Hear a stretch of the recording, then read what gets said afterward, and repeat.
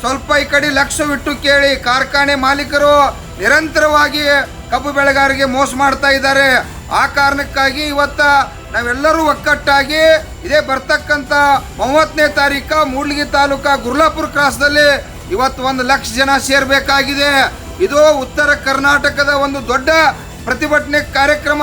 ಯಾಕಂದ್ರೆ ಬೆಳಗಾವಿ, ಬಿಜಾಪುರ, ಬಾಗಲಕೋಟೆ ಎಲ್ಲ ಕಬ್ಬು ಬೆಳೆಗಾರರು ಕೂಡ ಇವತ್ತು ಗುರ್ಲಾಪುರಕ್ಕೆ ತಾವು ಭಾಗವಹಿಸ್ಬೇಕಾಗೈತಿ. ದಯವಿಟ್ಟು ಮನ್ಯಾಗ ತಾವು ಯಾರು ಕೂಡ ಮನ್ಯಾಗ ಕೂತು ನೋಡ್ಕೋತ ಕುಂಡ್ಬೇಡ್ರಿ. ಈ ಪ್ರತಿಭಟನೆಯಲ್ಲಿ ಭಾಗವಹಿಸಿ ಕಾರ್ಖಾನೆ ಮಾಲೀಕರಿಗೆ ನಾವು ಗೊತ್ತು ಮಾಡಬೇಕಾಗೈತಿ. ಲಕ್ಷ ಗಂಟ್ಲೆ ಕಬ್ಬು ಬೆಳೆಗಾರರು ಒಕ್ಕಟ್ಟದಾರು. ಇವ್ರು ಕಬ್ಬು ಬೆಳಿಲಿಲ್ಲ ಅಂದ್ರೆ ನಮ್ಮ ಕಾರ್ಖಾನೆ ನಾಶ ಆಗ್ತಾವು. ಇವ್ರು ರೇಟ್ ಹೆಚ್ಚು ಕೊಡಬೇಕು ಅನ್ನುವಂಥದ್ದು ಅವ್ರ ತಲೆಯಾಗ ಬರಬೇಕಾಗೈತಿ. ಇವತ್ತು ಹೆಂಗ ಕಾರ್ಖಾನೆ ಮಾಲೀಕರು ತಾವೆಲ್ಲ ಕೂಡ ಪ್ರಭಾವ ಅದಾರ. ಎಲ್ಲರೂ ರಾಜಕಾರಣಿಗಳು ಅದಾರ. ಅಲ್ಲಿ ನಿರಾಣಿ ಅದಾರು, ಈಚೆ ಕಡೆ ಜಾರಕಿಹೊಳಿ ಅದಾರು, ಲಕ್ಷ್ಮೀ ಹೆಬ್ಬಾಳ್ಕರ್ ಅದಾರು, ಪ್ರಭಾಕರ್ ಕೋರೆ ಅದಾರು, ಕತ್ತಿ ಅವರು ಅದಾರು, ಮತ್ತು ಹೀಗೆ ಹಲವಾರು ರಾಜ್ಯದಲ್ಲಿ ಜಿಲ್ಲೆಯಲ್ಲಿ ಪ್ರಭಾವಿ ಕಾರ್ಖಾನೆಗಳು ಅದಾವ. ಇವತ್ತು ಕಾರವಾರದಾಗ ಕೂಡ ಕಾರ್ಖಾನೆ ಬಂದ್ ಮಾಡ್ಯಾರ.